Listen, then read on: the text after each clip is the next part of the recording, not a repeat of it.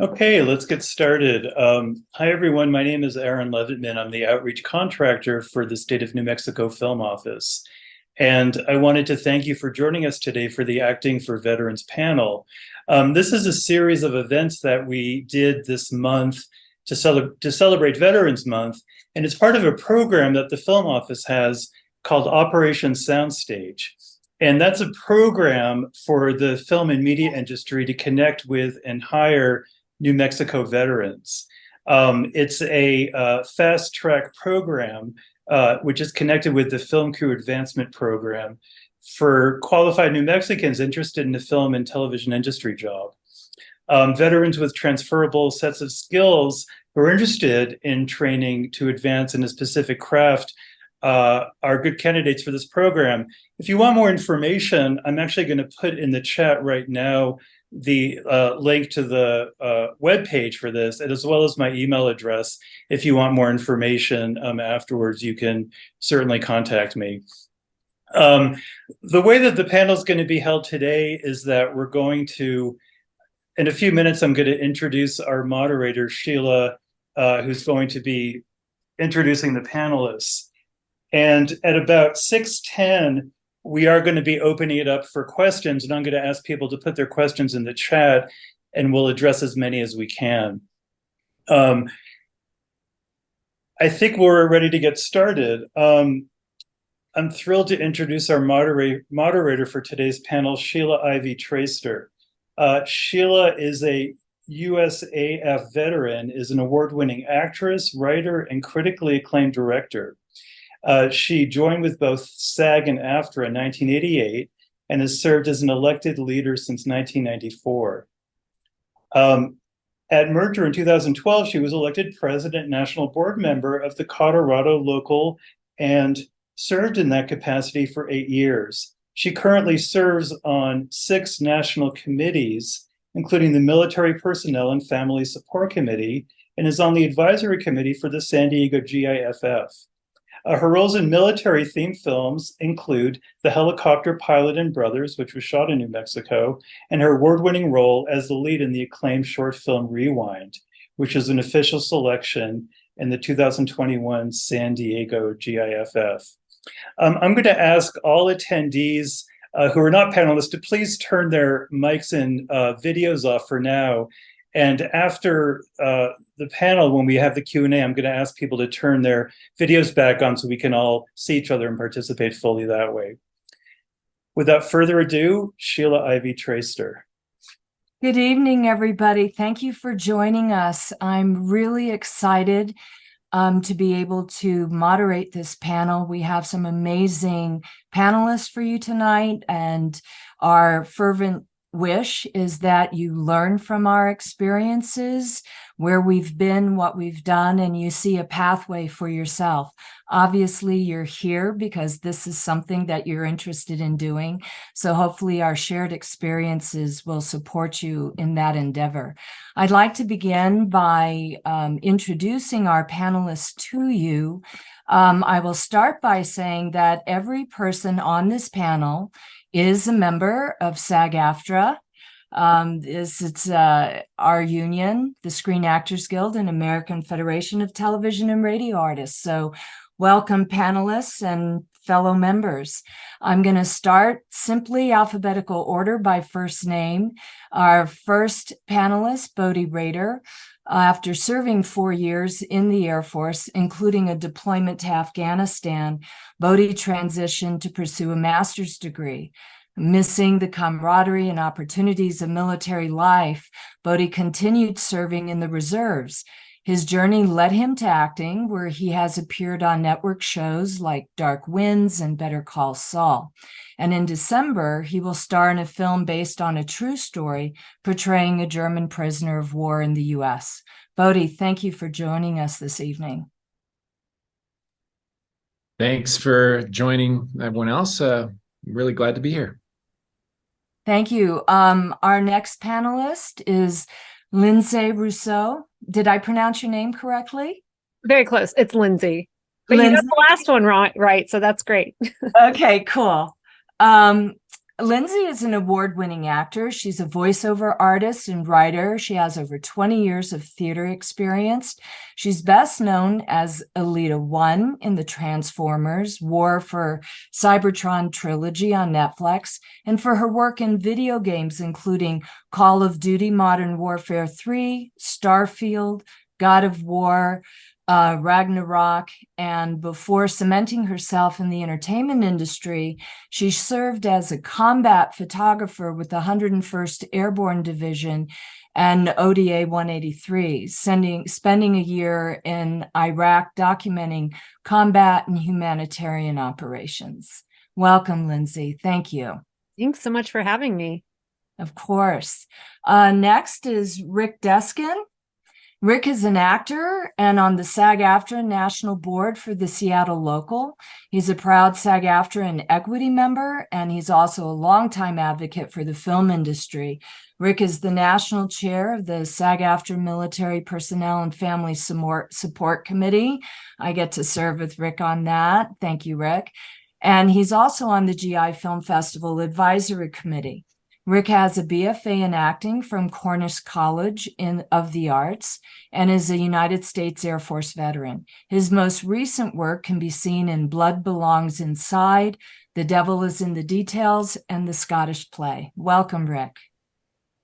Thank you. Hi, everybody. Glad to be here.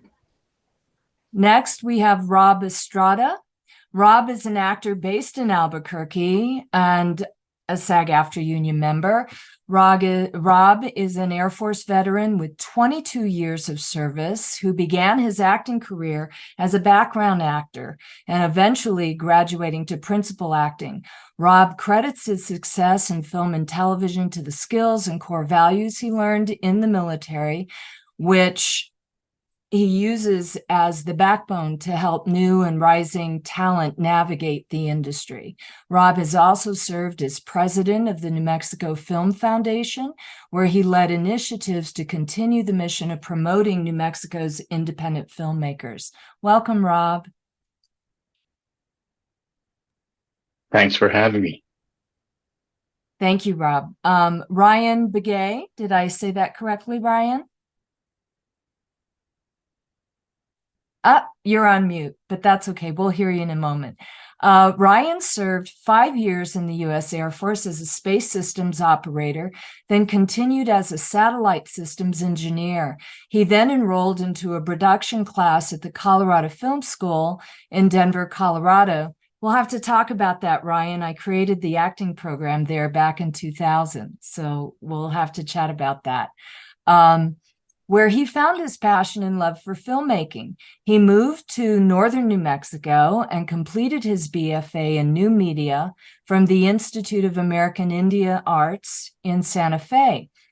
He has worked in numerous positions on many independent films, from Grip and Electric to Boom Op and Second AC. He continues to write, direct, and act, as well as develop ideas for a stronger Dene Native American presence in film and television, both in front of and behind the camera. Thank you for being here, Brian. Thank you. Good to be here.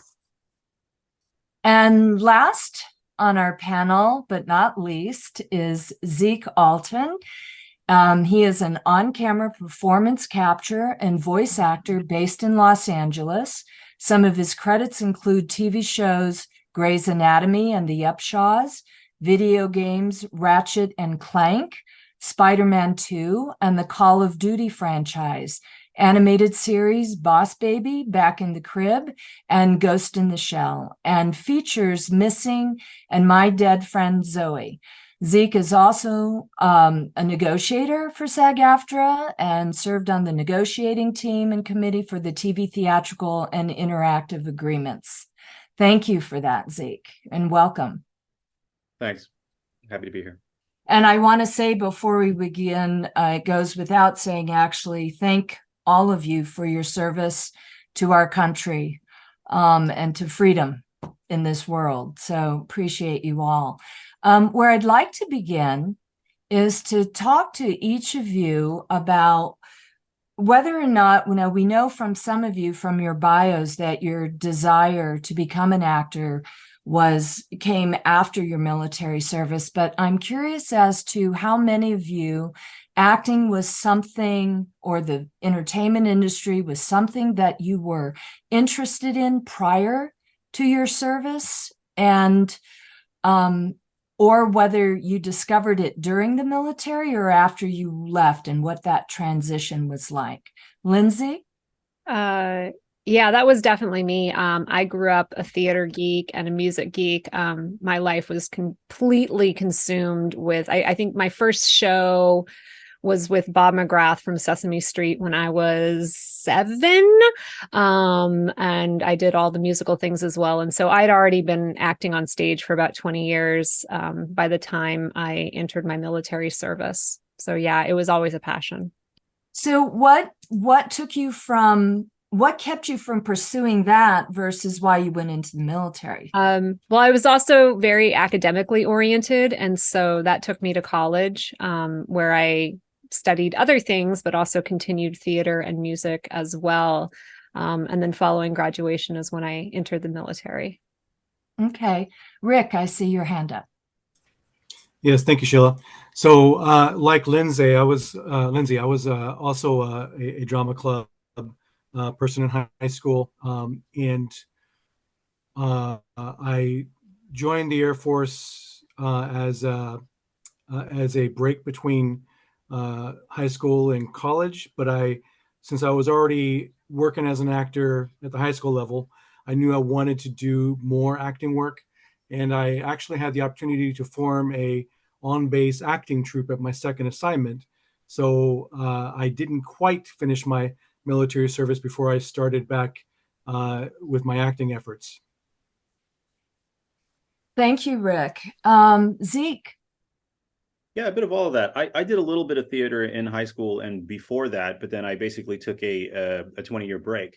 I served for 20 years in the Navy, retired as a commander, but about 15 years in, I started to get back into community theater and found myself really, really enjoying it so much that I put together the 5-year plan to transition out of the service and into a full-time acting career. I think that's one of the advantages that we have as veterans is we know how to plan. We have the soft skills to put those things together. So I used that to build myself into an acting career, knowing that I would retire and move on to the second career.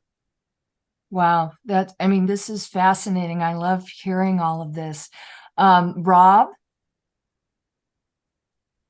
I did a little bit of everything when I was growing up. I wrote skits in junior high, and my friends and I would put them together, and we would present them, like on Mother's Day pageants or stuff like that. So then I joined the military, didn't really know what to do. I just kept going, retired. Close to retirement is when one of my troops, he was a background actor here locally, and he was getting ready to leave the service and go do something else. And he said, you should try this out. I said, well, that's completely foreign to me. I don't know. So he said, let's take a picture. We'll send it to the casting director that I work with all the time. And just, if she calls, just answer the phone. Okay, fine. About a week went by after he left, and then she called. So I said, all right, well, let's try it out. Go out there 15 hours later, sitting in the heat in the wig. Because I was a special, background character of some type. I said, I don't know if I want to do this. But then, the calls kept coming, and I kept getting out there. And I said, to myself, I said, you kind of left this behind because life got in the way, career and all that. Take a look at it. So I moved steadily on from there on. And just so Bodhi and Ryan know, New Mexico has officially stood up a military families and veterans committee now. So all three of us are part of that. I just got that word from our president yesterday. So that's terrific. That's terrific. Thank you, Rob. Bodhi? Yeah, thanks. I've listened to a lot of panels or explored the stories of my favorite actors, and you often hear that they've done it since childhood, and I can't help but feel like, oh man, I'm way behind, or maybe this isn't the right thing. I came to it a little bit later, a lot later, but I think it was a realization that there was an element of creativity or being able to express myself that was missing from growing up. I was always driven towards succeeding academically, despite my father being a musician, and that's all he's ever done in his life. But I think as a result, it's also, wanting to protect his sons, that, you guys got to make a living and find a safe career. And that led me eventually to joining the Air Force. And, as you mentioned in your bio, I'm still serving in the reserves, but I found that it's been a really excellent addition to building up an acting career. And yeah, I think we'll probably get into it later. There's so many transferable skills that you would never think of otherwise. And so it's been, I think, a really interesting and rewarding journey to allow myself to explore this and see where it leads. And it took a long time to say, you know what, I don't want to do a full-time desk job anymore.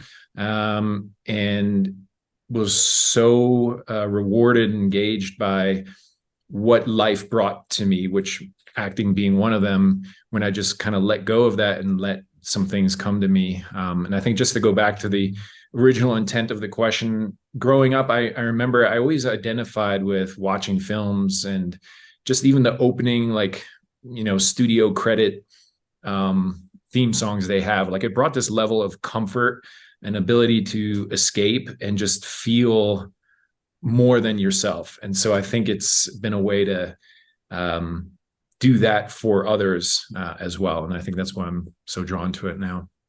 Thank you. Terrific. And you're right. That is going to be my next question after we hear from Ryan about the transferable skills. Ryan, tell us about your journey acting before, after, in between. I had separated already, and I had started going down a production route. That's where I began doing film production. So that's where I started doing short films, writing, directing, producing, and and then just meeting other filmmakers, other crew people, and eventually two of my good buddies wrote me into their film. So that's how that happened. And I auditioned for it. I wasn't, I never thought of myself as an actor. So I just, I told them I'd audition for it, hoping somebody else would get it. But then I got it, and I auditioned for, I had a great audition. They enjoyed it. And after that film, the producer, the casting director remembered who I was, and they're like, well, get an agent. So I went out and got an agent, and then just answered every casting call after that. That's terrific. Before I go on to the next question, I just want to ask who's ever working tech, if we could just remove all the participants from the screen. So if anybody's watching this on their phone, the panelists are who's featured here, so that the images are large enough for people. If we can do that while we continue with the questions, that would be great. We're not going to take anybody out of the room. We're just going to take you off the screen to make sure that we can just see the 6 panelists and myself on the screen. That'd be terrific. All right.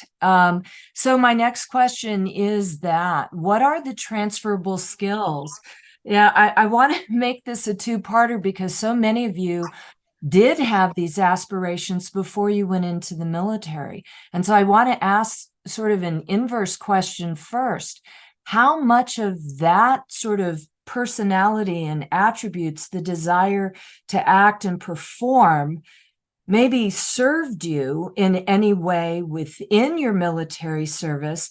And then we'll talk about the inverse of how what you experience in the military, transfers to what you do now in the industry. So let's start. Who would like to go first? I'll pick on somebody. Bodhi. Yeah, I think it's interesting to think of it how acting might have served you in your military career, and I never thought of it, I think, until you mentioned it. But it's you as a leader, you have to be able to speak to those that you're trying to motivate, and so maybe it's a stretch, but you have to portray a role, or at least present yourself in a certain way to be most effective or gain results, build a team. And so, I think there's an element. It's not that you're acting or being fake. Obviously, people will see through that. But how can you hype yourself up or prepare yourself to deal with situations that you've never been trained for in your personal life? I deployed out to Romania. We lived in a little tiny village where people were still traveling by horse and wooden cart. And how are you supposed to prepare for situations like that? So you be a person that you need to be. And so on the inverse, I think with acting, obviously there's that element of being a character, but it's kind of silly to think about, but you hear often how people can't show up on time and they can't manage their day, they can't deal with other people, and these are, I think, just built-in skills that all of us have. Any veteran, I think, has, that will set you apart to be a professional in a professional career. It's not pretend. It's not going to be given to you. You have to have perseverance. You have to try. You got to want it. And I think the last thing I'll say is, deploying or working as a team is like being on a film set. So for me, that's one thing that surprised me the most, is being on a set is like being in a deployment where, you have specialties all focused on their specific area to make a bigger thing happen. And when you can respect that, and respect that this guy's very interested in this particular thing, and you're not berating him or being upset because that's annoying right now, it's a team effort, and you build that into how you hold yourself on set, it'll immediately set you apart. Thank you. I can see a lot of head nodding in agreement. Zeke. Yeah, I think we're going to say a lot of the same thing. It is an interesting question, the first part. And I do think that a lot of us are led to this because we have a natural urge to be performers and be creative. And I think in my 20 years in the military, that helped me in a lot of ways. It helped me be a leader. I've never been afraid of public speaking, of standing up, of being in front of a small group or an incredibly large group. And it doesn't matter who's in that group. It also helps you be a really good listener. Because to be a good actor is all about being a good listener, and being a good leader is about being a good listener and using, being a good teammate and working with those around you. And that, of course, is the flip side. Coming out of the military, you usually go in with that set of soft skills, and the military then hones them and perfects them. And then you come out and you know how to be on time, and you know how to be a professional, and you know how to be a teammate. And that comes as second nature. And it can be jarring for military members, veterans, to show up on set and realize that people don't show up on time. People throw tantrums. People don't know how to be a good teammate. And not only can you be a good teammate in what you bring, but you can be a good teammate in helping other people be part of the team. The second part of that is you have a skill. There is the impression that everybody that was in the military was either a soldier or a Navy SEAL, which is interesting. Living in Los Angeles like I do, they don't know that in the military there are doctors, there are pilots, there are lawyers, there are admin personnel, there is HR. But you have a skill set, a human skill set that you bring to the table that a lot of actors that went straight into acting and don't have that, what we call service gap that Bodhi talked about, which for some of us was 5 years. For me, it was 20. That was not wasted time. We spent that time not only learning a skill, but also traveling around the world and building a life experience that we can bring to our characters. If you did the time in the military and you were smart enough to be observant and see how humans interact with each other across the planet, you start to realize that there are universal truths. And part of storytelling is taking a unique aspect of a story and bringing the universal truth through it. And I think that we come to the table with that level of experience that a lot of people don't. And the last part is comfort. We're good under pressure. because you're going to get put under pressure, whether it's in boot camp all the way up through a combat environment. And so walking into an audition room, you get the butterflies and you feel that, but it's much less scary with our experience and background than it is for somebody who doesn't have what we have. So I think, you know, there's a lot to it. And those are just the ones that come off the top of my head. Yes, Lindsay, you have something to add. Oh, I mean, obviously echoing everything Zeke just had. I will say from, you know, my standpoint as a combat photographer, you know, when I was in the military, I was telling stories with my still photography, with my videography. I was also creating documentaries. So from that standpoint, I was using a lot of the storytelling skills that I developed through my many years of theater. It also, you know, on the flip side, what did I get out of it? On a practical sense, I had the editing skills that I needed when I started doing voiceover. Like, I was already trained on the entire Adobe suite. So that was very helpful. The learning curve was not as extensive. The other thing is you learn to work with assholes and learn to hold your tongue and learn to be very diplomatic, because you are going to find that on any film set. There's going to be that person, and you have to learn how to navigate around those people, people in authority who you might not agree with, you know, which I think is also very, very helpful.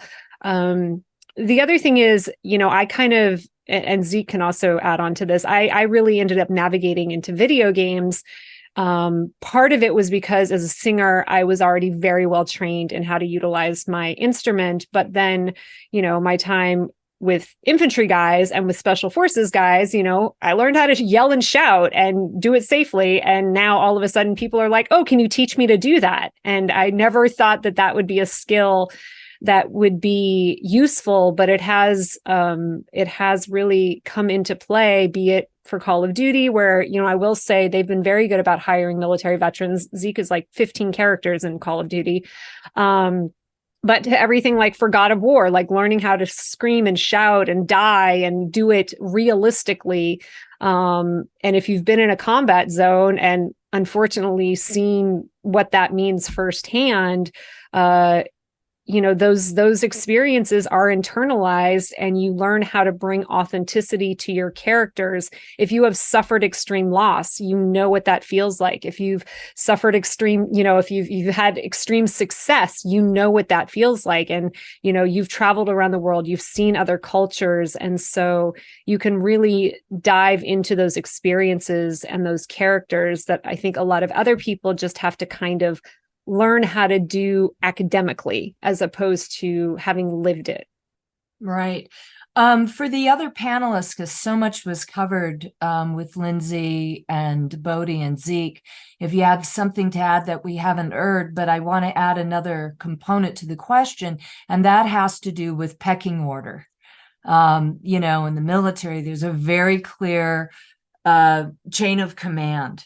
And that's very true in our industry.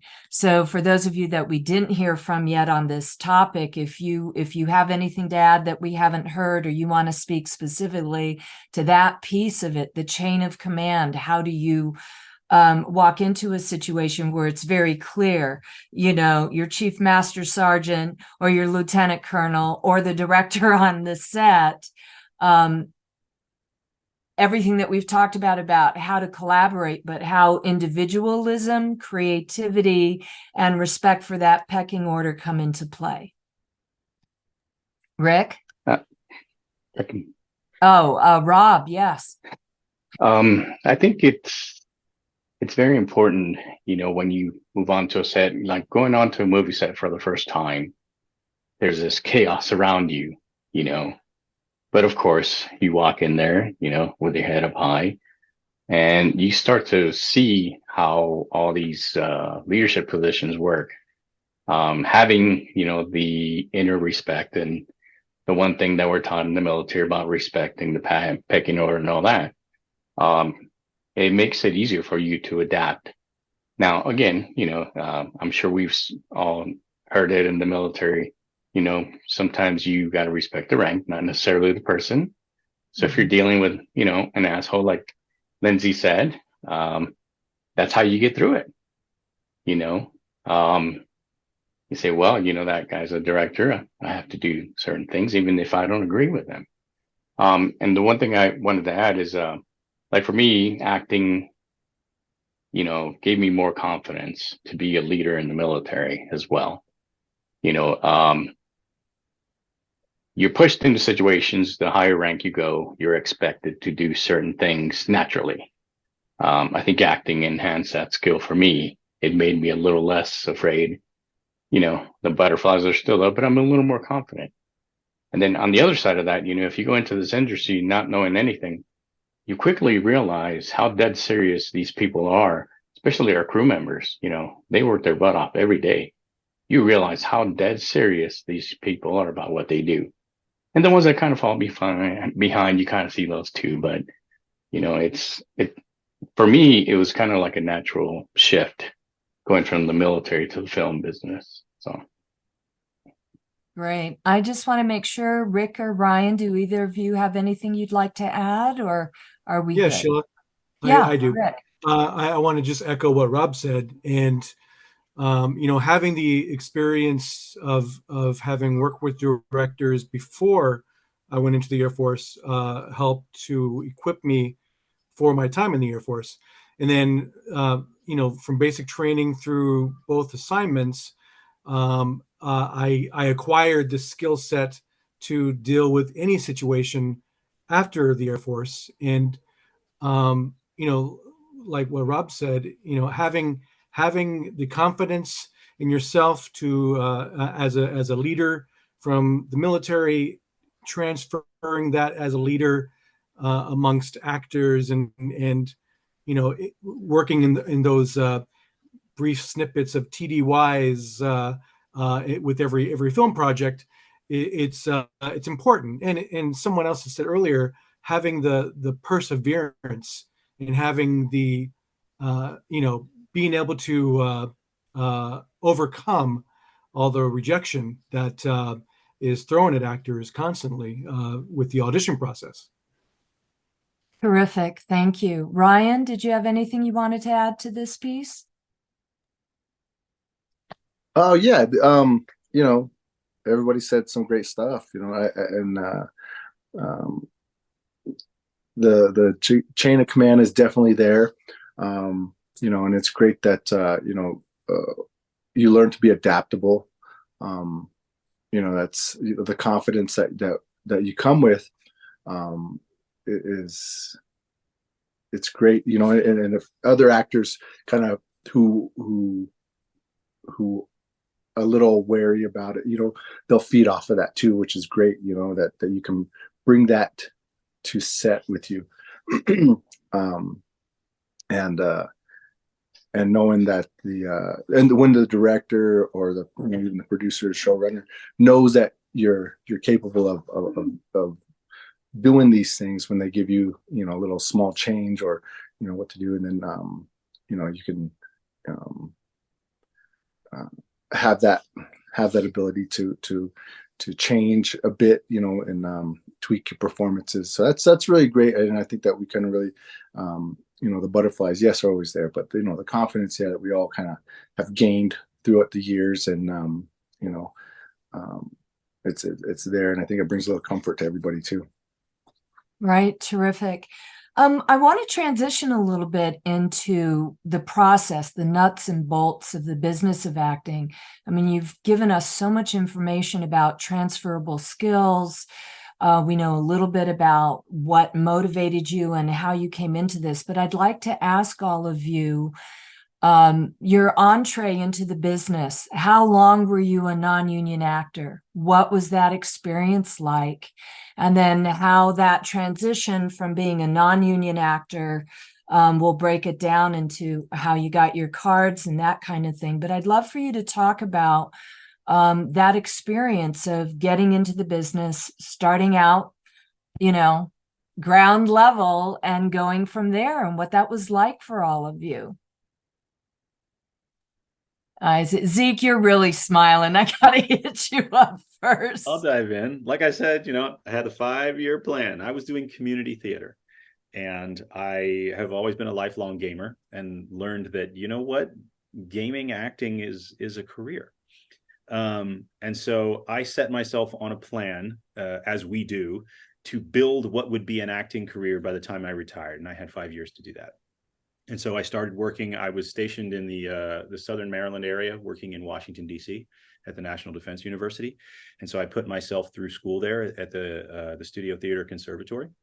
And then I started to do any and all work that was available. I worked background, I worked industrials, I did voiceover, I went to conferences, I learned any and everything I could about the business. I talked to agents when I wasn't looking for representation. I got to the point where I had enough credits to start asking these agents for representation and pointers to move in that direction. Built my way up to get one of the agents in the DC area, started to work on larger and larger projects, and then once I had a stable base, I started to build a launching platform because I knew what my end goal was. And my end goal was to work on film and TV, big budget video games, and high budget animation, which required me to live in Los Angeles. So I built that plan. And while I was still active duty, I started to travel out to Los Angeles, to network, to learn. And then as that built, to work.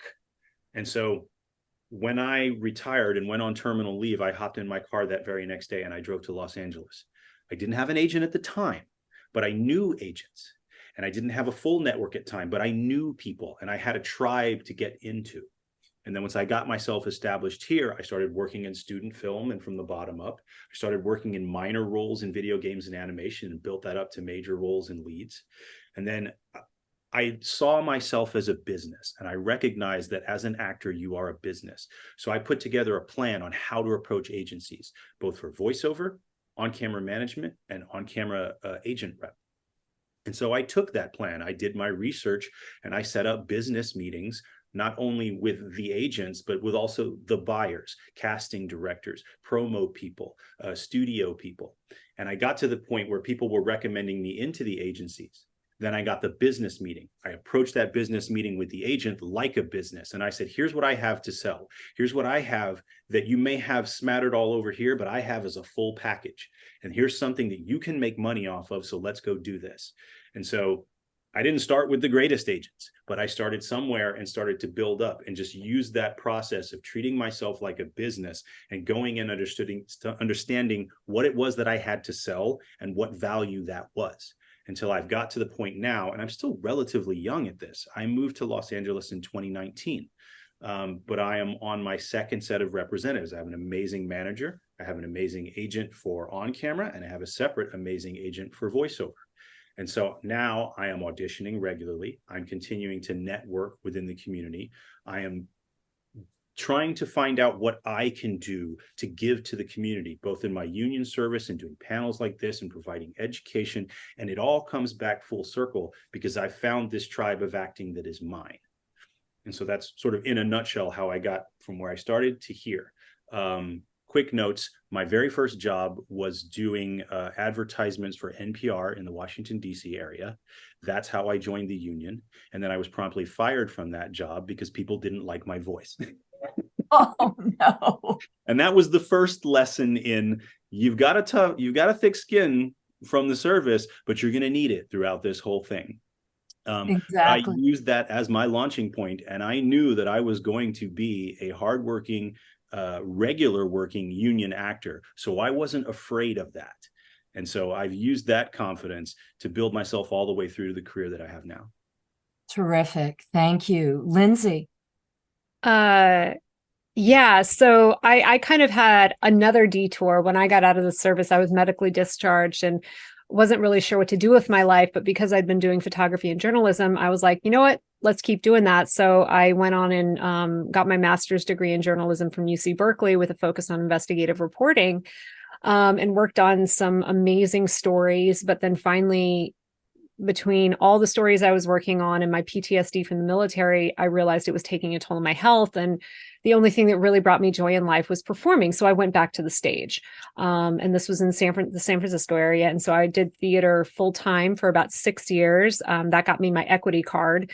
And then I realized, well, I don't think I want to move to New York. theater doesn't pay well if you're not in New York. And I discovered the husband of one of the theater troupes I was in was a sound designer for video games. And I talked with him and said, hey, this is something I've always been interested in. And he introduced me to the agent he used for casting, helped me with my first demos. And that's how I really got into the world. And that agent also ended up repping me for commercials and theatrical. And every year kind of was a little bit better than the previous year. And kind of like Zeke, I started coming down to LA before I decided to move. I started coming down. I drove down from Berkeley to LA every month for about 6 months, every weekend for about 6 months. I put a lot of mileage on my Prius. And that was to develop and build that community down here in LA, and met some amazing people on the voiceover side and the on-camera side. And so by the time I made the decision to move, because I realized I've kind of maxed out what I can do in San Francisco. If I'm really going to take this seriously, I want to do AAA games, I want to do animation, and I want to do, TV and film. And I realized in San Francisco, everything that was filming up there was being shipped in from LA, except for the background actors. So I made the decision to move to LA. The way I got my card is I had this writing background. And so I started writing web series and things like that, and ended up shooting 3 seasons of a web series that I wrote and produced. And it was not great, but I went through the SAG process and Taft-Hartley, myself and, several other performers. And that was my intro into the union. And then between having my union card, having all of this theater experience, and then having a referral, that's how I got my first commercial agent. From there, I was able to leverage that into my first on-camera theatrical agent. And then, unlike Zeke, I'm on my 6th voiceover agent since I moved here. I had about every year, it was like, okay, going up the pecking order, essentially is what it was. And now I'm very happy where I am. And the same thing with my theatrical agents, started here, got dropped from my first theatrical agent because she's like, I just can't get you in the room. And I was like, well, you're just not doing your job. So now I'm very happy with my agent. Same thing with my manager. I was like, I just, last year fired my old manager and got a new one who is very supportive. And all of my writing experience from the military has now transitioned into, I formed a production company. I'm pitching several pilots that I've, been shopping out, which have gotten some interest. And it's a progress. And one thing I like to say is, because of my military experience, I've been to hell. Nothing can ever be worse than what I've already been through. So bring it. Also, I have health insurance. I don't have to worry. I mean, I've never had to worry about making my SAG health insurance, but I have health insurance. So that's another thing I don't have to worry about. And I have my disability payments. So I always have, should shit hit the fan, I've always got that buffer as well. Thankfully, I've not had to rely on that. Things have been very good. But I think it's really hardened me for this journey, because they say, and I know we've got people from all different regions here, but they say in LA, the average person washes out after 2 years, and it takes at least 10 years to cement yourself.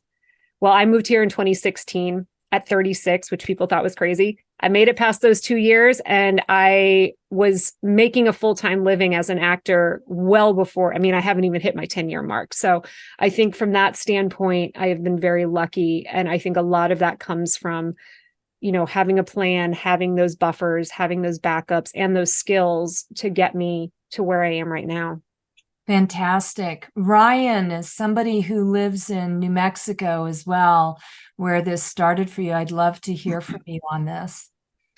Yeah, so I came down from Colorado, and then after my first short film that I made and got into a film festival, and at the film festival is where I met a lot of people out here, and at that time they were really beefing up the film industry again. They were doing a lot of crew training, so a lot of the crew people, they're trying to beef up the crew to bring productions here. And so when I got here, I jumped right into those programs, started meeting a lot of the union folks, and just jumping on behind the camera production stuff. And then, like I said, I got the opportunity to be written in a film. He was even named Ryan. It kind of cracked me up, but so I did that, and then afterwards, I the producer introduced me to an agent, and I was only with her for probably like maybe a couple of years. Then she decided to retire. So there was a point where I had to go find one of the agents, and another one of the agents here in New Mexico, and that's so I'm only on my second agent, and and it's been going really well, but I was always hesitant as an actor, really, to go down this road, because I got into this industry mainly to write and direct and create stories, create films, which I do. But after a while, by getting these roles and putting my best foot forward for these, they just kept coming. And so, and I just, and I just eventually decided, okay, I can call myself an actor. Because even after I got my SAG card, it was like, I still don't know. But then you finally accept it. Like, okay, you've worked, you've done all the work to do it. It's okay to say you're an actor as well, because you still do your filmmaking stuff. But I didn't go union. I got forced, which was really great, because you still get to do all your non-union work. You still get to do the SAG productions, the bigger films, TV shows, and then you get to do some independent work, which is great. And it was on the set of what was it? From Dusk Till Dawn, the series. They made me go SAG, and I got to set. I already did my audition. They booked me, and then I got to base camp, and they're like, "Oh yeah, they want you to go SAG for this show." So and now since I was already there, SAG-AFTRA there's no looking back, right? Yeah. And then, but it was interesting too, because my agent, luckily, she was like, she definitely helped me out with that. She said, "Okay, I'll help you. We'll financially." So I said, "All right," because I wasn't ready for it. I didn't think that it was going to come like that. So that was a surprise, and luckily I got into SAG that way. But what I also didn't realize too is, here in New Mexico, it's when you join SAG, it's New Mexico SAG, not an international SAG. So that's what happened here. And so when I got on another show as a series regular for Get Shorty, we filmed here in New Mexico, and then we filmed in LA. And then from there, they were like, "Well, you have to join SAG International." Oh, so I'm just going to clarify that. I know what you're talking about. And actually, there is only one SAG-AFTRA. When you become a member of SAG-AFTRA, we have 25 locals across the country. So there's 23 outside of New York and LA. Yeah. What you're thinking about, Ryan, is that we have different initiation rates. So yeah, it's the initiation rates. Depending on the size of the local, it's not that you're only a member of SAG-AFTRA New Mexico. No, it's all SAG. I know that. There is only, and I just want to clarify the language, because we may have a lot of people here that are new. So I want to make sure they understand this. Once you become a member of SAG-AFTRA, it is the organization. We're the union. You're a full-fledged member. The difference is, depending on the local that you live and work in, there are different initiation rates based on the size of the local. So for example, initiation rates in Los Angeles and New York are at $3,000, but then if you're in a smaller local like Colorado or New Mexico, you can join at $900 and change. But if you get a job at a mid-sized local, so Colorado is a small, if you get a job in Chicago, which is a mid-sized local, you have to pay the difference between your initiation fee that you joined in Colorado to what you would have paid if you joined in Chicago. But if you don't work in Los Angeles or New York for 5 or 6 years, you're not going to have to do the bump. And the bump that you pay is based on when you joined, not the new rate. So this is really important for everybody to know that this is how terrific our union is. It understands if you live in a larger market, you have more opportunities. And so you're going to pay more your initial dues, your initiation fees.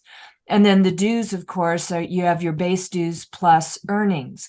So I just want to make sure everybody understands there are no separate SAG-AFTRA. It is all one national union, but you have different levels at which you can join depending on the market that you live and work in. Mm-hmm. So just to and when we get to the Q&A, if anybody has questions about that, we'll be happy to address that with you. But Ryan, I'm so glad you said that, because I cannot tell you the number of actors that I meet who think, oh, I just belong to SAG-AFTRA in New Mexico. It's like, no, you're everywhere, or in Colorado. So that was beautiful that came up. I want to jump in real quick with Rik and Bodhi, if you guys have anything about your personal journeys that you want to add, and then I want to move on to some other stuff here. Bodhi, you can go ahead. I'll go last. All right. Yeah, I'll keep it short. I think similar. When I decided I was going to pursue acting, I dove in all the way, and so nothing was too humbling to perform in. I actually started in Colorado as well, so Colorado Film School was a big part of me gaining set exposure and auditioning, getting used to. It's a great institution they have there, and it really is like a mini version of a full-on set. So just hearing the terminology, how people behave, it's invaluable experience. So whether it's an indie that your friends are doing, whether it's theater or student films, I can't say enough how valuable that is. Don't turn it down. Get out there and try it. And so for me, that's how I started building up credits. How I was able to build a demo reel, and that led to gaining enough, I guess, experience to start exploring bigger markets and coming down to New Mexico to audition. Now I have quite a few agents that each cover different states and territories. But yeah, I think that was all built up from starting there. And there are stories, of course, where, hey, this guy got discovered on the street, or he had an awesome role in his first opportunity, and now it's a big name, but you got to put in the work. It's not, I think that's a lesson I'm still learning. Like, you want to move quickly when you've had a previous career, and there's just no substitute for experience. Yeah. And Rob, I didn't forget about you too. We'll go to Rik and then I'll come to you. Thanks, Sheila. So my career has taken a different path than going to LA or New York. I actually started in Houston, which is a small local, the Houston-Austin local.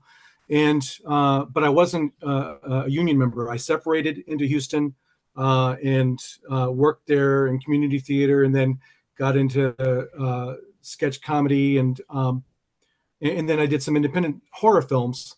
They were non-union. So that was my first experiences. And then I moved, I met my wife in Houston, and she told me she was going to be moving to Seattle, and she had 2 kids, and I didn't want to date her, but I did. And I moved to Seattle with her. So in '94, we moved up here, and I decided by that point that I'd done enough community theater.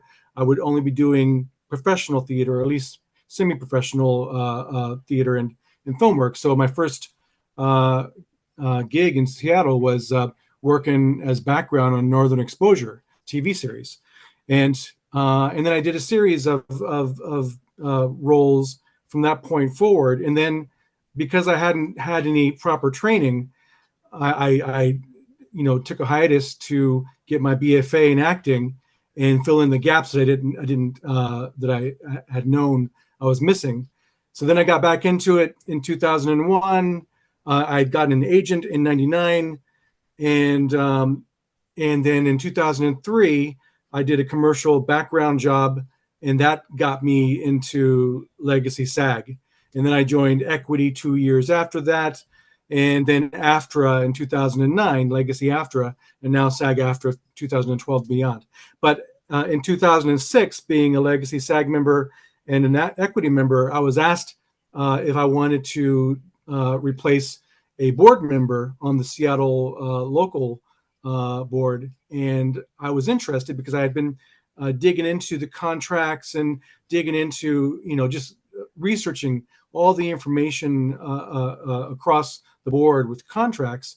And at the same time, I was advocating for filmmaking and television work in Seattle and in Washington in particular, because at that time it had all gone north to Vancouver, and Portland was just starting their incentives. So it was an interesting time where I began to learn how to advocate and have conversations with senators and representatives and mayors and people from my community. So I really felt it was important, being a father of four, to invest in my community, and that's why I've stayed in Seattle.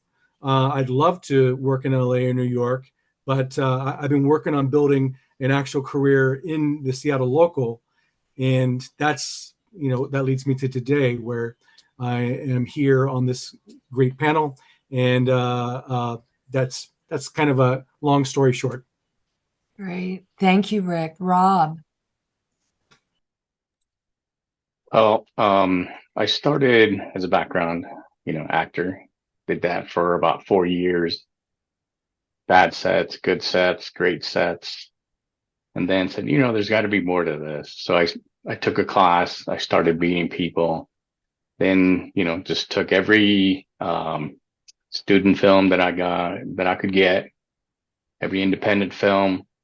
I would trade, my on-set knowledge to the kids for, their, for having me in their films. I'd say, well, what does this piece of equipment do? Okay, cool. Well, you're on a big set. This is what you can expect, So fast forward 2 years later, I get one Netflix contract, go on that.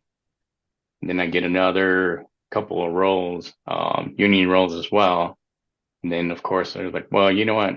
Might as well join the union. Not quite a popular choice with my agent at the time, but I said, I'm not the kind of person that just kind of does things, just kind of kicks the can down the road. If I'm going to do this, I'm going to jump in, head first.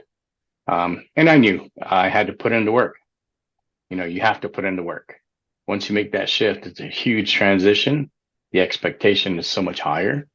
So you jump in there and you get it done.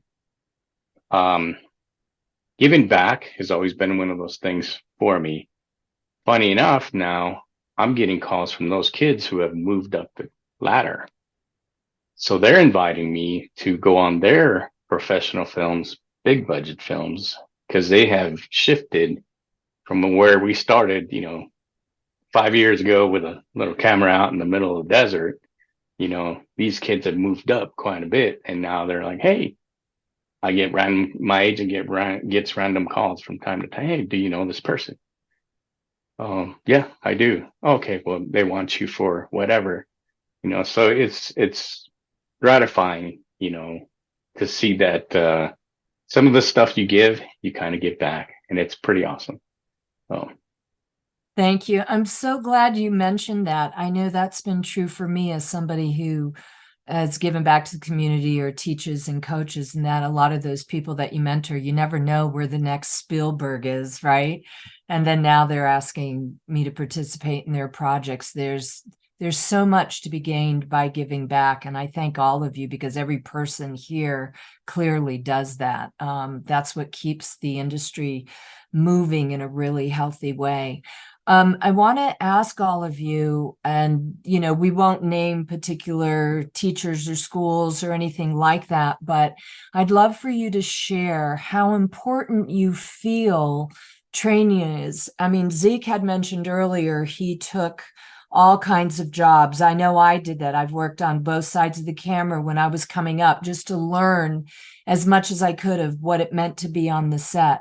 So not knowing where everybody is in their journey with our industry, I'd love for you all to share the importance of training. You know, Michael Jordan had a coach to the last day of his career.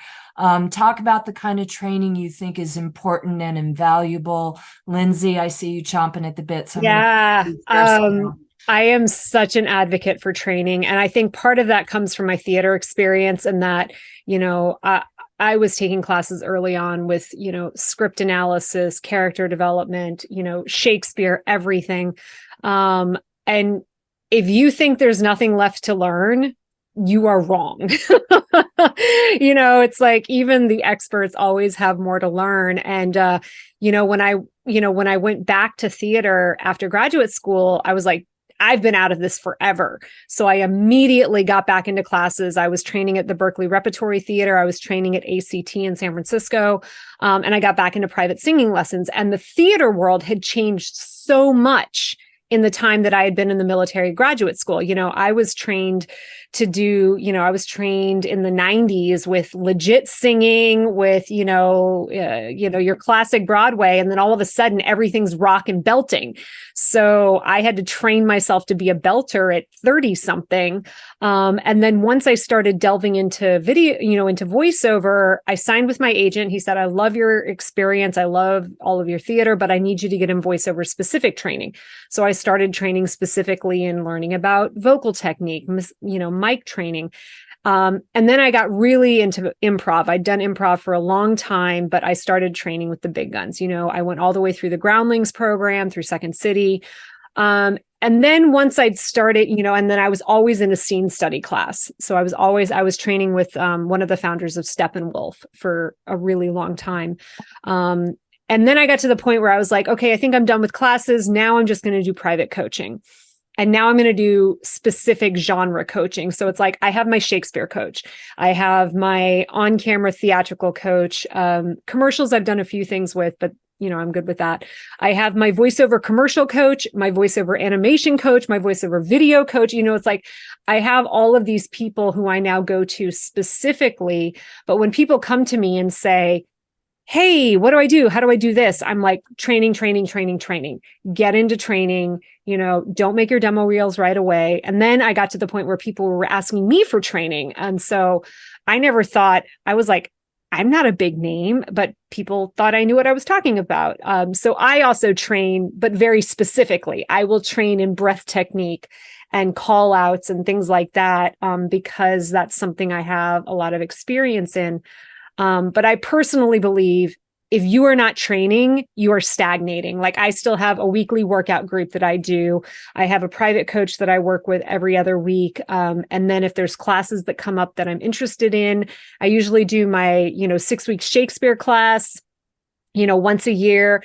I now have a 6-month class that's specifically focused on camera and writing and pitching and decks. And so there's always more to learn. And I would say be as versatile as possible. I've studied all the versions, Stanislav, Uta Hagen.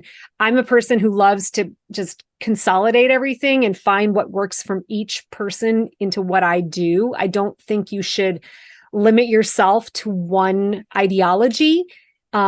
You should find what works best for you, because certain things from one technique do not work for me, but this will work for me.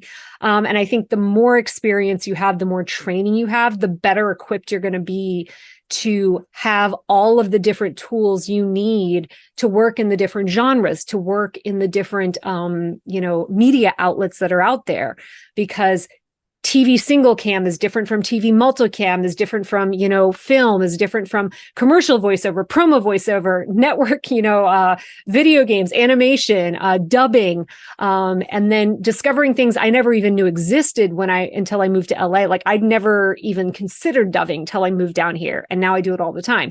I'd never even heard of motion capture till I moved down here and started doing that. And then try and take your hobbies and your passions and have them translate into what you do. Like, I love martial arts and I love sword fighting. So I have a sword fighting group that I work with every Sunday, and I do wushu, and, all of those things have a way to bleed into your career.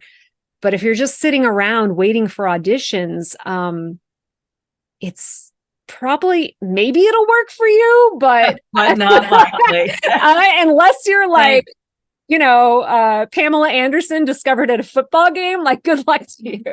Thanks, Lindsay. That was terrific. Rik. Yeah, I'm going to echo what Lindsay said, but specifically, my improv training has always served me very well in most situations, and it being able to adapt and carry forward situations. But the BFA in acting program that I attended provided me with tools for text analysis, classic text, and voice work, and movement, and stage combat. So those are all things that are important to an actor's toolbox. And I agree with Lindsay, staying with various groups or training with various groups. And I also did a side tour into stand-up comedy and learned how to write stand-up for myself. And I did that for a few years. And I actually did it overseas at Boom Chicago, which is famous for Seth Meyers. That's where he did his improv training for a bit. So I think it's all, I think, like what Lindsay said, having a love for it and being able to bring it down and use the tools that you can use for whatever the role calls for. And with improvisation, I'm able to adapt depending on the situation. Anybody else have something to add to what we've heard so far on this piece about training? Zeke. Yeah, what's really interesting about this industry that's different than most others is the general public thinks that acting is easy. Because as we all know, great acting looks effortless. Mm-hmm. But we all absolutely know bad acting when we see it. One of the advantages that we have as veterans is that we know how to drill. We live in training so that the mission happens automatically. I always tell people that, when I tell you I'm a test pilot, you just assume that I'm highly trained and proficient, or you wouldn't get on my airplane. The same goes for a doctor, the same goes for a lawyer, but for some reason, there's this expectation that I could just walk in the room and be a great actor. I always urge people to treat acting the same as you would any other profession or trade. Just like you do in the military, you drill every day, so the mission is automatic. I love that you say, I have to say that having created the acting department at the Colorado Film School, it wasn't until I came on, they had a film school for 8 or 9 years with no acting classes. And I said, how do you teach directors and cinematographers what they're looking at, what they understand? Literally had students walk into class and said, I thought acting is what people did when they couldn't do anything else. Serious as a heart attack. And then they realized it was the most difficult thing because of the requirement to be so vulnerable and so transparent that we can create a character that people lose themselves in. That is a skill. I want to hear from everybody else, but I can't thank you all enough for saying what you're saying. Bodhi. Yeah, I don't think I have that much to add. It was cool to hear from Lindsay that she's explored so many different types of training. Because I've met people that they stick to one style only, and that's all they do. If that works for you, holds you accountable, excellent. Ever since COVID, not living in LA, it's opened up LA schools and teachers to anyone. So a lot of them are transitioning away from Zoom, but many of them still do have it. So you can get with some of the biggest name teachers, or at least their staff, and just be exposed to some different approaches until you find what works for you. But even if you don't have the means for that, I recently came across a guy that he just derives so much satisfaction from helping actors work. And he kind of holds his own private once a week little session with 2 or 3 or however many people show up. And sure, maybe it's not a huge name teacher with special equipment or whatever, but you get to practice, and you don't know what scene you're about to do. And you might hear some feedback from a person watching that you never would have thought of. And that all like seeps in there, and you never know what suddenly you're going to pull out on set. So I don't know if it matters what it looks like, but just make yourself do it. And I think you'll come across some new discoveries that'll help you along the way. Terrific. Aaron, I'm aware of the time, but I want to hit Ryan and Rob on this one, and then we'll turn it over to Q&A. That sounds great. Thanks. You bet. Ryan.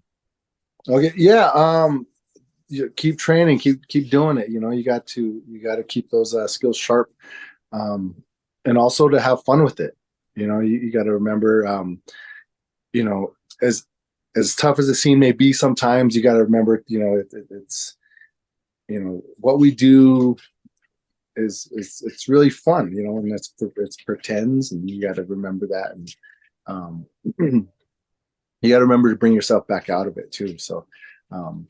And all the techniques that the tools you gather, you definitely find what works for you, and you enjoy the process, because it's not all, you don't always get the auditions, but be thankful for the auditions, because you don't always get the roles. That's what I'm trying to say. You don't always get the roles, but the auditions are there, and in between the auditions, you get to do your training. So yeah, don't ever shy away from an audition, because there's some auditions I get and they're like, well, take a look at it, do it or don't do it. I'm like, I'm gonna do it, because if I don't, then I'm not doing anything. So definitely take those opportunities when they're there. Thank you, Ryan. Rob. Yeah, I think everybody's pretty much said everything except like the way I look at it as well. Train with somebody who thinks that you have it. Somebody who can raise your skills and can believes in you. We've all trained, I'm sure, at some point with somebody who said, oh, well, I'll take your money. I'll teach you a few things and then we'll keep going. If you want to come back, you can come back. If not, that's okay. I've been fortunate enough to, or vice versa, to go through a, myriad of teachers, but I center on 2. One, I did a stand-in for him in a major film when he came here. So I'm training with him, and then another teacher that I've been with for a little bit. In fact, I got class after this. But and they don't always give me, oh, you're doing great. No, it's not always, flowers. If I'm not doing well, hey, you're not really, hitting the marks right now. Let's try this again. And, you got to reset yourself. And you got to understand also that when they do that, they're raising your skill level, that's a positive feedback to me, you being honest with me and telling me, hey, you're not quite, on it today. So. Terrific. Thank you all so much. I'm going to join you as a panelist and turn this over to Aaron so that we can bring all our guests in the room on camera, and they can enter their questions into the chat or raise their hands, I think, and Aaron will call on you. Aaron, I'm kicking it back to you. Yeah, so what I'm doing is I'm inviting you all to turn your cameras on. You don't have to, but we would love to see you so that we can participate more fully in the Q&A. If you do have questions, please type them in the chat and I will read them in the order that they're received as much as we have time for. And while we're waiting for those to come in, I just wanted to mention that if you haven't yet, if you're a SAG-AFTRA member and you have not yet voted on our current contract.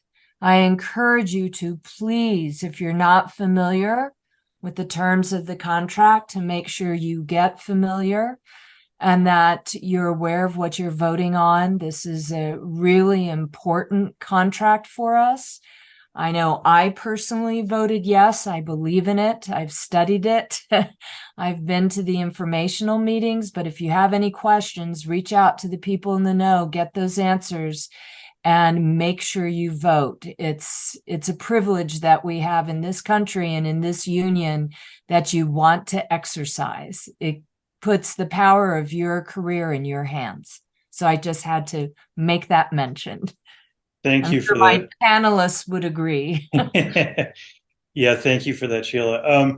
Okay, we have our first question. Sheila and Rik, you mentioned that you're part of a SAG military board.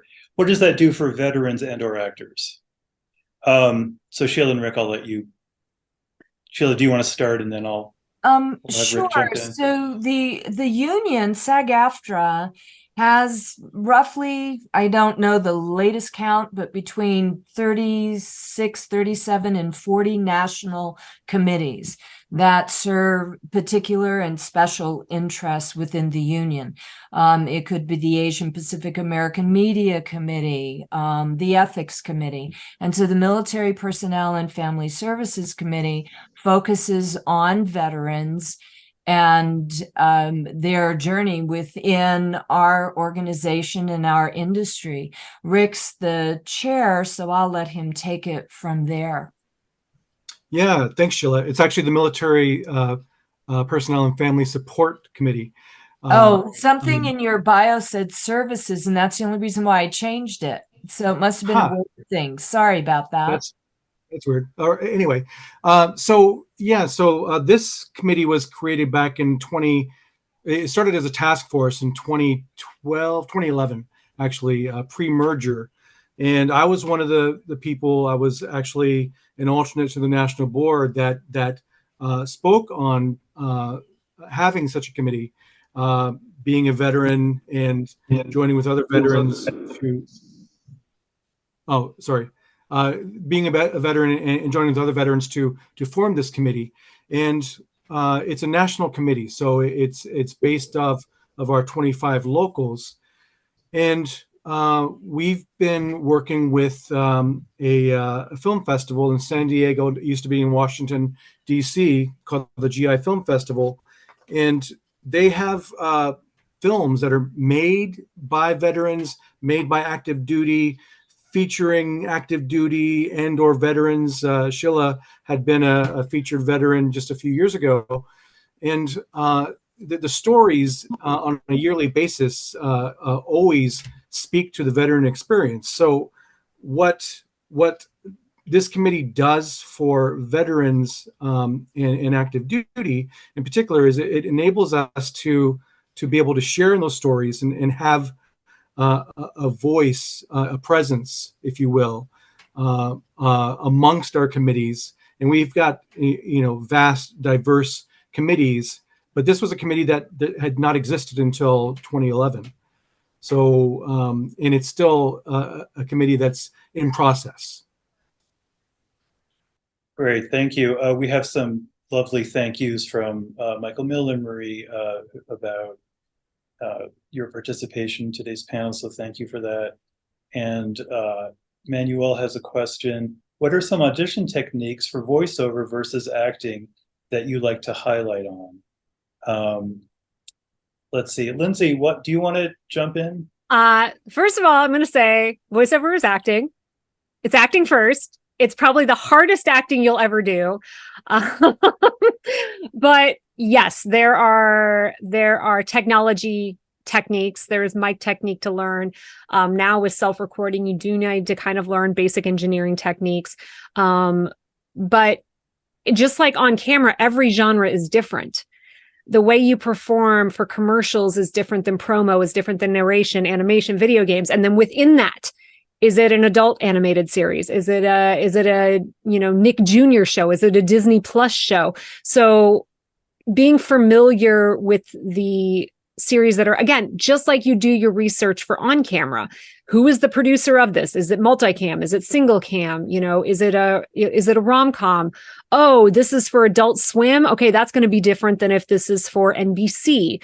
But yes, with regards to the technical aspects, there are things you absolutely need to know.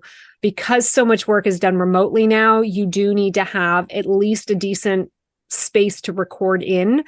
You don't have to drop $10,000 on a whisper room or studio bricks, but you do need to have at least a decent equipment setup to be able to compete with everybody else who has a decent setup.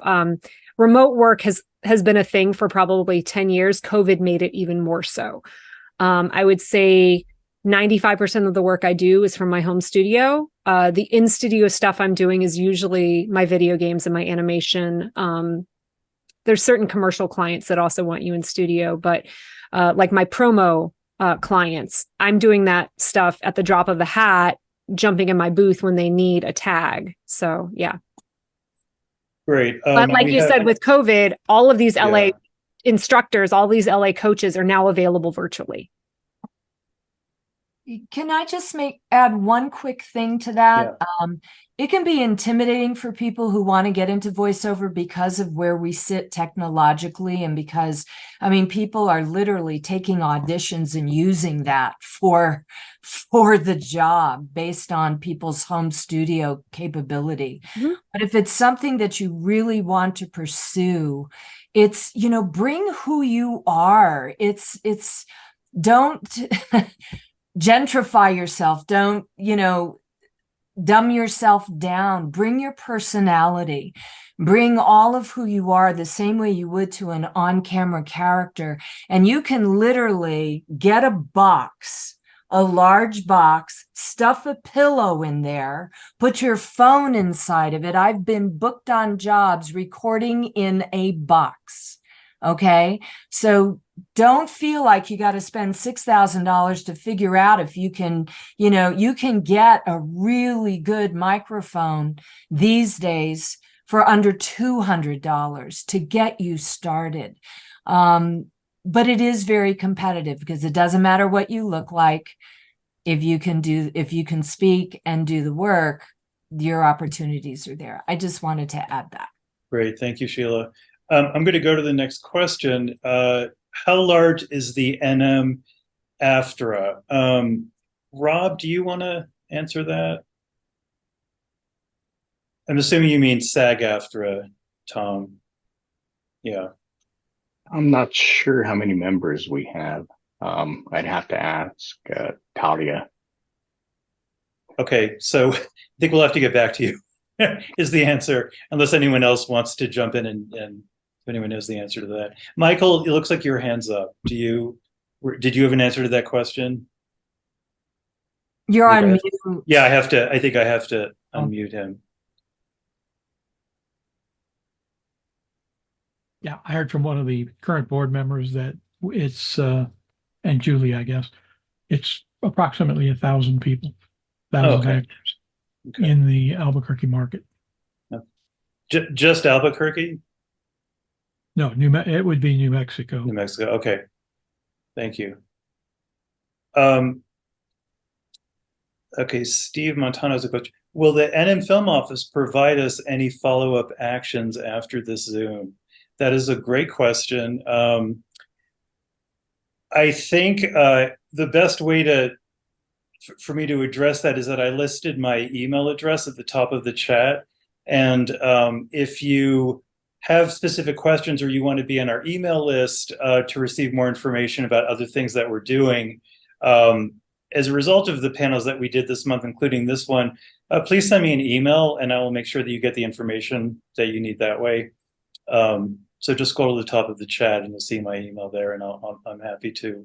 I think, probably what will happen is we'll have a kind of download session after, this month of panels that we've had, and see what, we need to do to move forward. Is someone jumping in? No? Okay. Marie, how can I access a copy of the session? It was very useful. Thanks. Yeah. Apparently it will be made available. I believe it's going to be on Facebook somewhere, but I need to also get you more information on that. But I know because we're recording it, I think the intent was to make it available later. So Marie, if you want to send me an email also, I'll make sure that you get that information. Jay again, Lindsay, did you purposely create the YouTube series so you could create roles for yourself to purposely go Taft-Hartley? Yes. Oh, if so, do you recommend this route rather than working to land a SAG gig? Oh, that's a hard question. I will say for a brief period of time, it was a lot easier to create web series and Taft-Hartley yourself. It is no longer as easy as it was. I will also say in LA, background vouchers are a lot harder to come by. But for military veterans, special abilities is a way you can absolutely get in. So like my first couple of years here, I was special abilities on SWAT like half a dozen times because they needed people who could show up and hold firearms and not look like idiots. And they absolutely give vouchers to special abilities performers. So if you're registering for, I don't know how it works in New Mexico, but here in LA, there's background casting people. I'm not really sure how they work, but definitely let them know you're a veteran. If you know of, I know there's also some specific like veteran coordinators that will hire people for that. And that is another way that you can find opportunities for yourself. If you happen to be more on the stunt side of things, and you want to pursue the stunt performer side of things, that's also another way. I would also say getting a commercial agent is also a really good way to try and find those Taft-Hartley opportunities because it is getting harder. Short films is still a good way. New media is very different than short films. The SAG office on short films, they're a lot nicer than the new media people. So if you do actually do a short film that is going to be displayed in some sort of theater, that's still a way that I know that Taft-Hartleys are being utilized. And you might be able to speak more to this than I can. Yeah, Erin, well, what I was going to say is one of the reasons, so it's not about the union just being difficult, but there were a lot of people who were misusing web series where they said they were going to build this series and create it and write it. And it was really just them abusing our system to get an entree. They'd Taft-Hartley and then they'd sit on it and never join. So if you're genuinely wanting to write and produce and put the time and energy and resources with you and your community of people to do that, you know, we have tremendous promulgated contracts. Those are contracts that are developed in-house within the union, the low budget agreement, the SPA agreement, you know, the student film agreement, all of these, all of these afford actors the opportunity who are hyphenates, directors, writers, producers to create projects and not have to be part of the AMPTP that we negotiate with on our big contracts. So ask a lot of questions and find out. But if you're living in New Mexico, there's a lot of work there. Get yourself an agent, get into classes, and your opportunity to get onto sets is background because New Mexico is now organized for background. It wasn't before. It might be easier for you to get your card that way than if you don't know how to produce a series. I mean, Lindsay's very savvy and has all that technical skill. If you don't, it's a much different and harder path. Great, thank you. We're going to do one more question and then we're going to wrap up here. From Tom, what's the what's available, sorry, for a veteran, for a veteran to start out in the industry? Where would one go to? See, Ryan, do you want to jump in and answer that?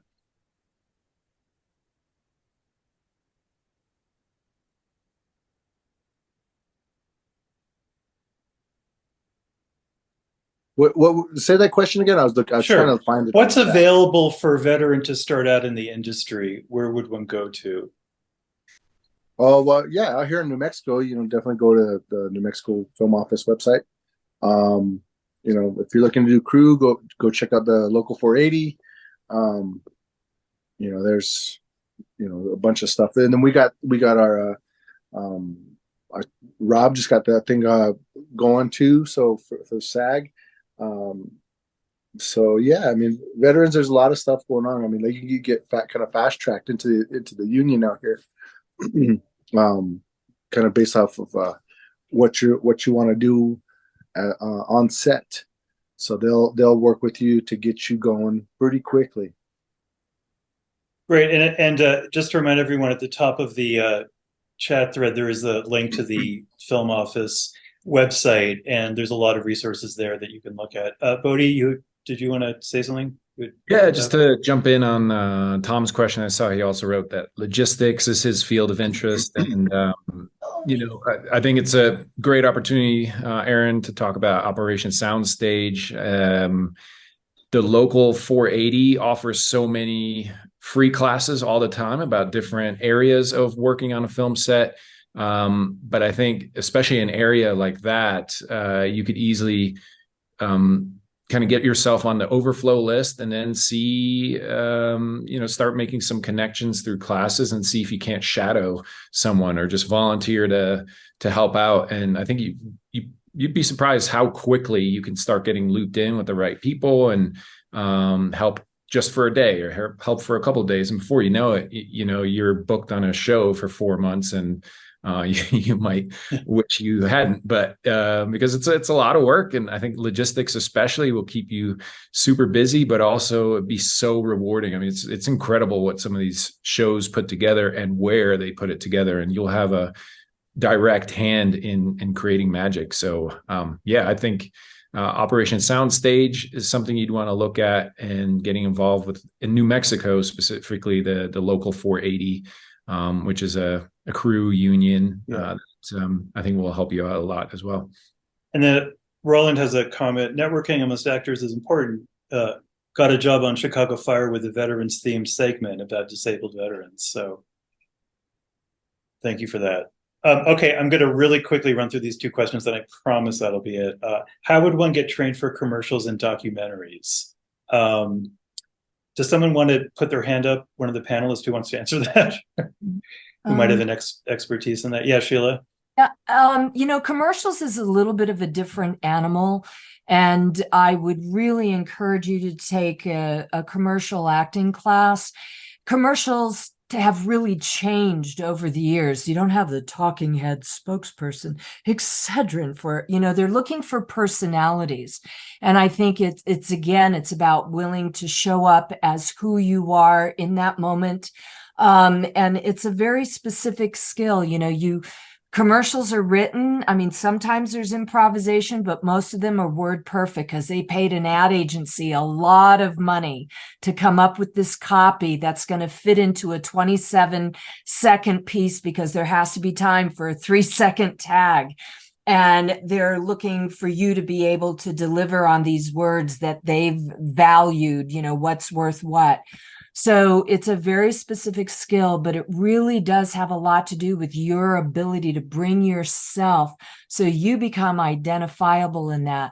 There are all different types of commercials, having said that are more slice of life, or the hard sell, the car commercial, or the fun sell, all these different things. So getting into a good commercial class, and the agent that you're with, do they specifically represent, do they have a commercials department? Do they work with people specifically in that lane?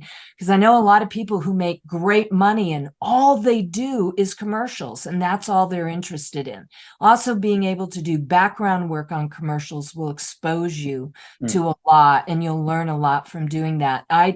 I still do tons of background work when I can get it. It puts contributions toward my pension and health. I'm on set. I meet people. I'm not too proud to do honest work. Thanks, Sheila. So the final comment, Manuel, I'm just going to sort of summarize your question.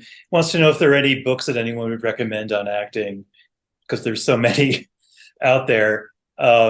Is there someone that wants to even type it in chat, or you could just say it and I can type it in chat, if any of the panelists want to jump in and recommend some? or one? I mean, Let's see. reading is great, but it's not the same as being in class. Mm. You can read all the books. I mean, Uta Hagen, Stanislav's, you can get any of their books out there. But I would say you have to get into a class. And I would say learning script analysis is really, really important. So read plays, read screenplays. The WGA website gives you access to a library of screenplays that are free for you to download and read. The SAG-AFTRA Foundation is often doing things that let you do that. But I think and then read Shakespeare and read Shakespeare compendiums and read, but I know people who have just read books and it's always good, but I think it's always going to be a supplement. I hate to make this example, but it's kind of like mental health.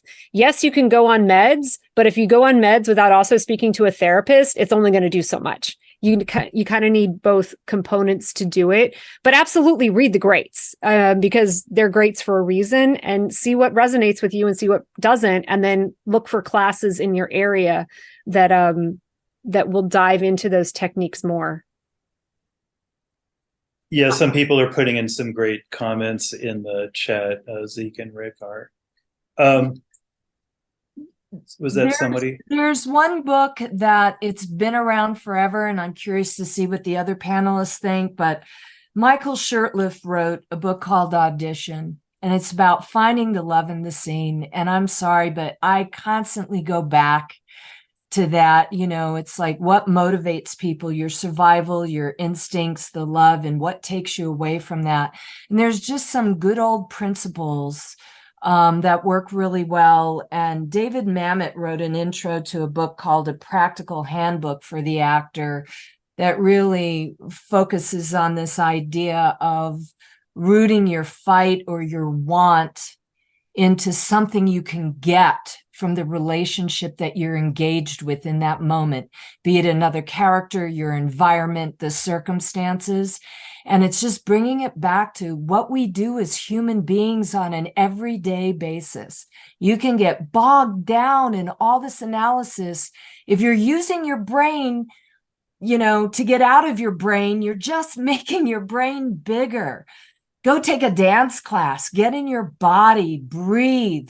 Because in real life, when you're up against the wall and you're stressed, your instincts kick in. And that's not just your brain. That's every cell in your body, all your DNA coming to life. So like Lindsay said, you can read all these books, but you want to have context for that. And it has to do with your humanity. Thank you, everyone. We are going to have to wrap up. I'd like to thank Rik, Rob, Bodhi, Ryan, Sheila, Zeke, Lindsay for joining us today. I also want to quickly thank Julie Crane, who's the Director of Locals Administration in the Southwest, who is instrumental in helping us find our panelists, as well as Talia Pura, who is the current president of SAG-AFTRA, for doing the same. Keep in touch. As I said, you have my email address. You can go to the website for the film office. We will be doing more events like this next year. We're already at the end of 2023. So thank you again, everyone. And we hope to see you in the future.